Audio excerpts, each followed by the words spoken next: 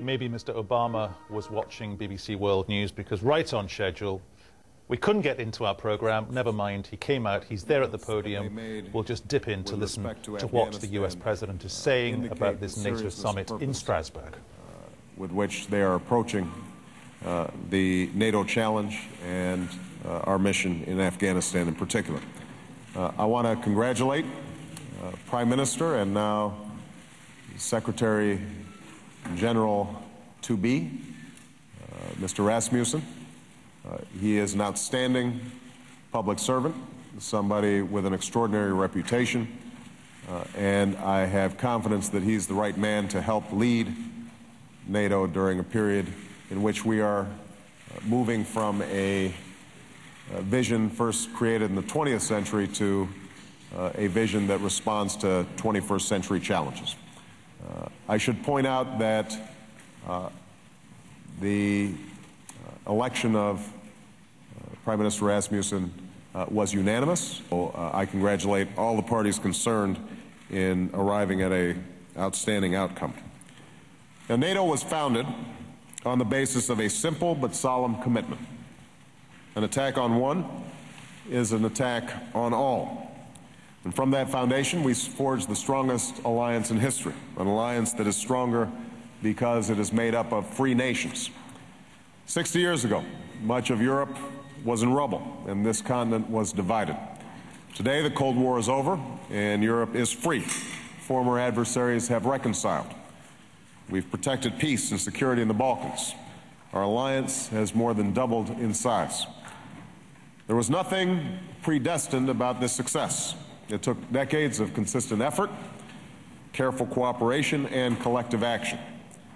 But while we celebrate NATO's achievements, we can't rest upon them. The 21st century has ushered in a new era of global threats. To meet these dangers, the alliance must renew and reform itself once more. The United States came here to listen, to learn, and to lead, because all of us have a responsibility to do our parts. America can't meet our global challenges alone, nor can Europe meet them without America. I'm confident that the leaders who joined me here today share that view, and that we're moving forward with a sense of common purpose. We made great progress. Albania and Croatia are now formally NATO members. We welcomed France's renewed commitment to the alliance's military structures. And we agreed to develop a new strategic concept, which will be critical in modernizing NATO so that it can meet the challenges of our time. We need to strengthen our planning to protect all of our allies, and we need the capacity to meet new and unconventional challenges. We need to partner with other countries and international institutions, and we need a constructive relationship with Russia on issues of common concern. Today, I focused in particular on Afghanistan. NATO's mission there represents both the promise of its past and its purpose for the future. After 9/11, our allies declared the attacks on New York and Washington an attack on all. And together, we embarked on the first mission beyond Europe against an enemy that recognizes no borders or laws of war. 7 years later, al-Qaeda is active in the border regions of Afghanistan and Pakistan. These terrorists threaten every member of NATO. They've struck in both Europe and North America. They are plotting new attacks, and that's why my administration undertook a comprehensive review of our strategy. We listened carefully and we consulted closely with our allies. And today I briefed them on the results and discussed how we might move forward together. We start from a simple premise. For years, our efforts in Afghanistan have lacked the resources needed to achieve our goals. And that's why the United States has recommitted itself to a clear and focused goal: to disrupt, dismantle, and defeat al-Qaeda in Afghanistan and Pakistan, and to prevent their return to either country in the future. This effort cannot be America's alone. All of NATO understands that al-Qaeda is a threat to all of us, and that this collective security effort must achieve its goals. And as a signal of that commitment, I am pleased that our NATO allies pledged their strong and unanimous support for our new strategy. Keep in mind, it was only just a week ago that we announced this new approach. But already, with Secretary Clinton's work at The Hague and with the success at today's summit, we've started to match real resources to achieve our goals.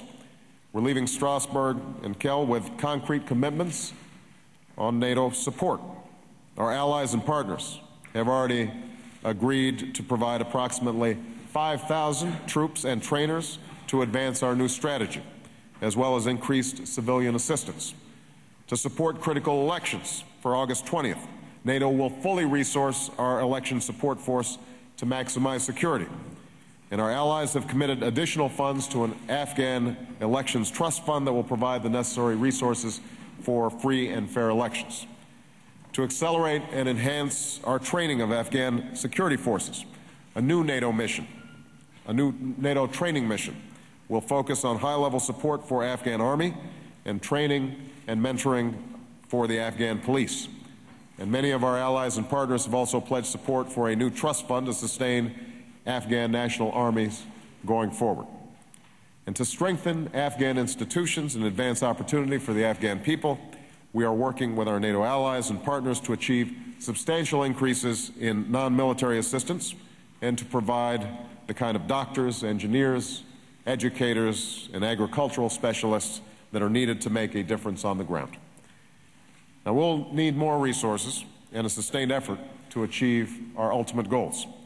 But these commitments of troops, trainers, and civilians represent a strong down payment on the future of our mission in Afghanistan and on the future of NATO.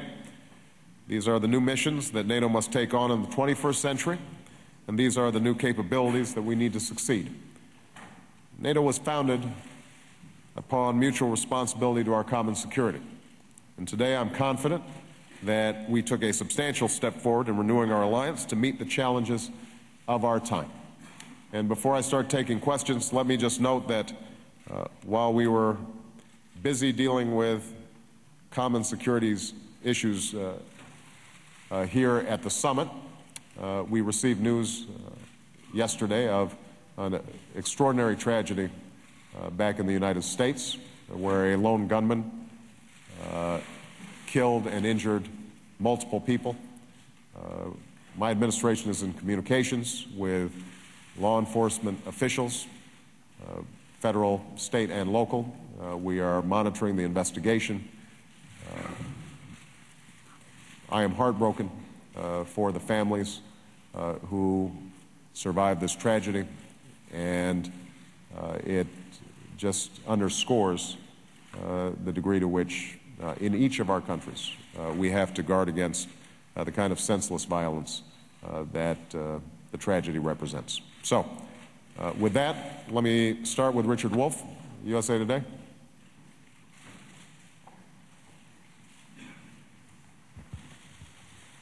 Thank you, Mr. President. I'm wondering if you can say that you got what you asked for here and also in London because you didn't ask for everything you wanted. And what I mean by that is you didn't get a lot more combat troops here and you didn't get direct government stimulus there.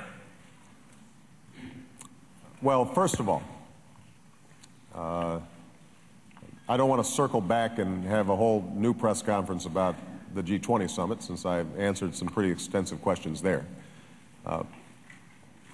A week before the summit, 2 weeks before the summit, on multiple occasions, I indicated that the notion somehow that we were seeking to dictate to other countries their budgets and their approach to government spending was simply not accurate. What we said was that all of us have to take important steps to deal with economic growth. We in the United States have taken appropriate actions to fill the huge hole in demand that had occurred as a consequence of the financial crisis. We saw that other countries at the G20, like China and Japan and Great Britain and France and Germany, had all similarly taken stimulus steps. And the most important thing in terms of stimulus that we wanted to see at the G20 was a commitment that as we monitor what takes place, we assure that if what's been done is not adequate, then we reconvene to make sure that we're taking steps that are adequate to create jobs and regrow the economy. With respect to what we wanted here in NATO, the first thing we wanted was consensus and unity around a refocused approach to Afghanistan. And because of careful consultation with our allies prior to releasing the results of our strategic review, we came here expecting consensus and were gratified to receive that consensus. You had NATO putting its stamp of approval on what I believe is a well-thought-out, hard-headed strategy and approach to Afghanistan, but also